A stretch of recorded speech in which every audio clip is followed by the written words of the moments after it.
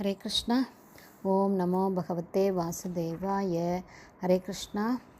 ஸ்ரீமத் பாகவதம் ஸ்கந்தம் 9 அத்தியாயம் 23 யயாதி புத்திரர்களின் வம்சங்கள் என்னும் தலைப்பில் பதங்கள் 35, 36. பதம் 35. ஜியாமகஸ்து அப்ரஜோபி அன்யாம் பார்யாம் சைப்யா பதிர்பயாத் ந அவிந்தத் சத்ரு பவனாத் போஜ்யாம் கன்யாம் அகாரஹிஷீத் ரத் ஸ்தாம் தாம் நிரிக்ஷ்யாக சைப்யா பதிம் அமர்ஷிதாக. பதம் 35. கேயம் குஹக மத்ஸ்தானம் ரதம் ஆரோபி தேதீவை ஸ்னுஷா தவேதி அபிஹிதே ஸ்மயந்தி பதிம் அப்ரவீத். Word by word meaning. ஜியாமக மன்னரான ஜியாமகர் து உண்மையில்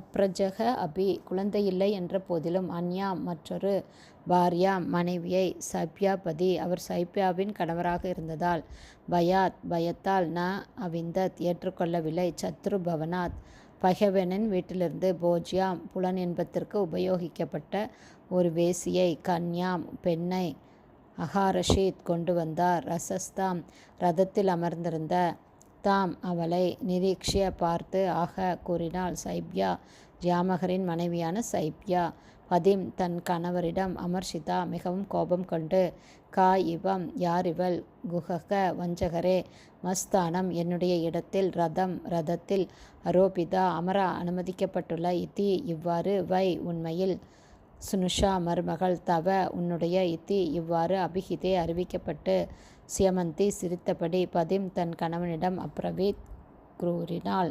டிரான்ஸ்லேஷன். ஜியாமகருக்கு மகன்கள் இல்லை. ஆனால் அவர் தன் மனைவியான சைப்யாவிடம் அச்சம் கொண்டிருந்ததால் அவரால் மற்றொரு மனைவியை ஏற்றுக்கொள்ள இயலவில்லை. ஒரு சமயம் ஜியாமகர் யாரோ ஒரு பகை அரசரின் வீட்டிலிருந்து விலைமாதாக இருந்த ஒரு பெண்ணை அழைத்து வந்தார்.